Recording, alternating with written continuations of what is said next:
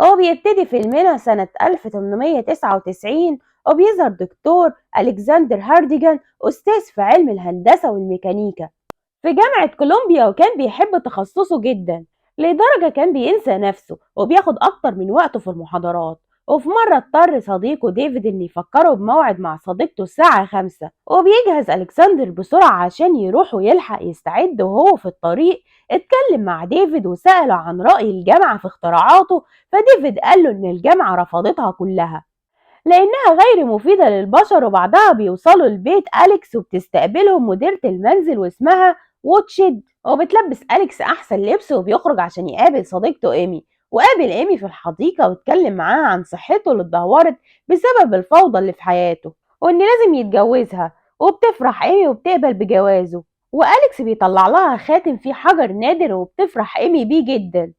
وبيقرب عليهم بلطجي وبيسألهم عن فلوسهم، فبيرفض أليكس وبيقاومه. والبلطجي بيطلع السلاح يهدد أليكس وبيديله المحفظة والساعة، لكن لما بيطلب خاتم إيمي أليكس بيرفض، فالبلطجي بيحاول ينزعه من إيديها بقوة. وأليكس بيقاومه وبتخرج رصاصة في صدر إيمي وبتقع على الأرض، وبياخدها بين إيديه وبينادي عليها لكن بتموت إيمي. وأليكس قلبه بيتحطم وبيحضنها هو وبيبكي.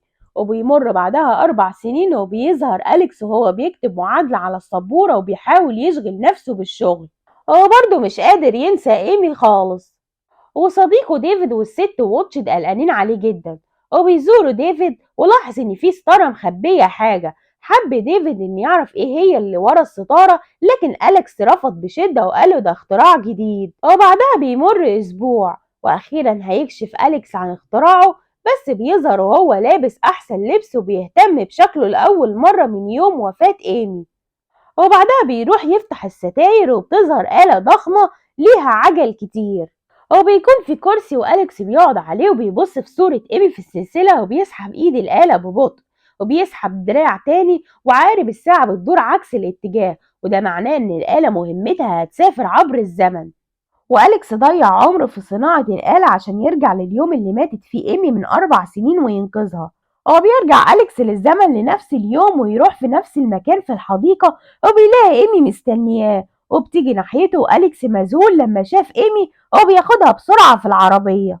وبعدها لما بينزل من العربية في وسط المدينة، أليكس طلب منها تفضل في البيت وما تنزلش منه أبدا لأي سبب. وإيمي بتتعامل معاه على إنه أليكس السابق، وقال لها ما تخافيش، وبيفكرها إنه بيحبها وسابها ووقفها على جنب الطريق وراح يجيب لها ورد. لكن إيمي خبطتها عربية واتقتلت مرة تاني. وبيعرف أليكس إن مش هيقدر يغير القدر، ومصير إيمي هو الموت مهما تعددت الأسباب. لكن برضه مش بيستسلم وبيقول لنفسه أكيد العلم في المستقبل وصل لحل. وقرر إن يروح المستقبل ويدرس آلات الزمن في المستقبل. هو بيدخل الآلة وبيسحب الإيد وبيروح لسنة 2030، وبيلاحظ وهو في رحلته إن العالم بيتغير، وشاف إعلان عن المدينة هيتم إنشائها على القمر. وبيروح لمكتبة في نيويورك وبيقابل موسوعة الذكاء الاصطناعي اسمها فوكس 114، وبتظهر له على شكل شخص هيلوجرام. وأليكس مذهول بالتكنولوجيا الرقمية. هو بيسأل فوكس 114 على السفر عبر الزمن، وقال له إن مفيش أي اختراع من النوع ده، لكن في أبحاث شغالة على الموضوع ده وممكن نتيجتها تطلع بعد سنتين. وبيدخل أليكس آلة الزمن وبيسافر لزمن 2037. هو بيلاقي العالم اتدمر بسبب برنامج السكن على القمر، لأنه تسبب في اقتراب القمر من الأرض وعمل خلل في الجاذبية، وزادت الزلازل والكوارث الطبيعية والفيضانات والأعاصير، والأرض ما بقتش صالحة للسكن، وكمان القمر اتصدع ومبقاش صالح للسكن. والشرطة بتيجي وبتعتقل أليكس عشان تنقله لمناطق اللواء وبيقاومهم أليكس. وفي اللحظة دي بيحصل شق كبير في الأرض وبيبدأ خروج براكين، وبيجري بسرعة لآلة الزمن، لكن بسبب اهتزاز الأرض بيخبط راس أليكس في الآلة وهو بيشغلها وأغمى عليه. وبتبتدي آلة الزمن رحلتها وفضلت شغالة لوحدها تعد سنوات، وبيفوق أليكس وبيلاحظ إنه وصل لسنة 8000. ووقف الجهاز بسرعة وأغمى عليه مرة تانية، وبيفوق بيلاقي نفسه على سرير وحد بيعالجه من جروحه. وبيقوم أليكس وبيلبس هدومه وبيلاقي طفل صغير بص عليه. هو بيمشي وراه أليكس وبيلاقي إن البشر رجعوا تاني للحياة البدائية وبيعيشوا في المرتفعات، وكل الناس بتتجمع على أليكس ومستغربين وبيراقبوه. لكن واضح إنهم مش فاهمين اللغة الإنجليزية ومفيش غير بنت واحدة اسمها مارا، وإن هي اللي بتتكلم إنجليزي بطلاقة، وقال لها أليكس إنه من نفس المكان بس من الماضي. لكن مرة قالت للناس إنه مجرد مخبول راسه اتخبطت وتايه. وفجأة الناس بتقول كلام غريب وبيسمع أصوات غريبة، والناس كلها بتدخل كوخها، وبيروح أليكس في كوخ مارا وأختها كالين. وبالليل بيلاحظ القمر وهو متكسر في السماء، وبياخد مارا تشوف آلة الزمن، وبتطلب منه ياخدها هي واختها معاه للماضي. وقبل ما يسألها عن السبب بيسمع صوت زمارات الإنذار، وبتتفزع مارا وبتجري بسرعة عشان تنقذ كالين، وبيجري وراها أليكس وهو مرتبك. وكل الناس بتبقى مفزوعة وبتهرب للأكواخ بتاعتهم، وبيتفاجئ أليكس بخروج وحش غريب من الأرض ووحوش تانية كتير، وبتهاجم الناس وبيكتفوا الناس وبإيديهم ورجليهم، وبياخدوهم وينزلوا بيهم تحت الأرض. واحد منهم بياخد مارا ونزل في التربة، وأليكس بيحاول يلحقها ومقدرش. ولما بيسأل الناس مين دول وبياخدوهم على فين، وكالين بتقوله إن دول اسمهم المرولوكس، وبتاخد أليكس توريه مدخل العالم بتاعهم. وبيفهم أليكس إن دي المكتبة نيويورك اللي راحها قبل كده. هو فضل يدور في المكتبة وبيلاقي إن موسوعة فوكس 114 شغالة، وبيكلم الهيلوجرام وبيقوله أنت شغال لسه إزاي؟ ففوكس قاله بالطاقة الشمسية. وسأله أليكس عن اللي بيحصل مع العالم دلوقتي، ففوكس قاله البشر تطوروا واتقسموا نوعين، نوع اسمه إليوس والنوع التاني هو المرولوكس. والمرولوكس بيعيش تحت الأرض وبيطلع يصطاد الإليوس عشان ياكلهم لأن ملهمش مصدر تاني للأكل. وحذر أليكس إنهم ممكن يوصلوا له من خلال النفس. هو بيسمع أليكس أصوات وبيمشي ناحيتها، وبيلاقي تمثال ضخم وبقه عبارة عن مدخل العالم للمرولوكس. هو بيسيب كالين بره وبيتسلق التمثال، ووصل لمكان المرولوكس وشاف حضارة كاملة عايشة تحت الأرض، وبيتسحب لغرفة من الغرف بس بيقع في بركة مليانة جثث بشرية.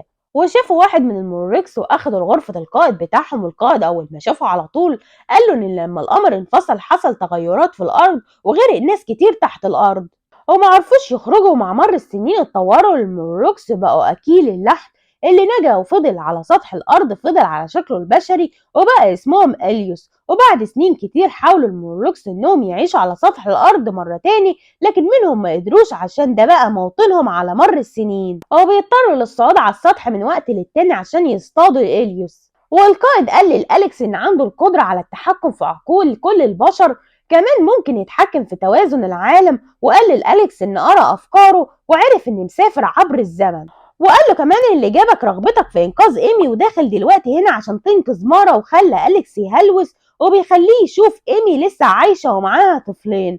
وأليكس واقف حزين، والقائد قال له إن البشر ما عندهمش القدرة على تغيير مصيرهم، بس أغلب النهايات بتكون نتيجة لأفعالهم. والقائد جاب له آلة الزمن بتاعته وقال له ارجع مكان ما جيت وما تضرش بتوازن المجتمع دلوقتي. هو بيروح عشان يشغل الآلة وبيسحب القائد معاه وبيمشي في اتجاه المستقبل. هو بيخرج القائد من مجال الآلة، والقائد بيعجز بسرعة وبيموت.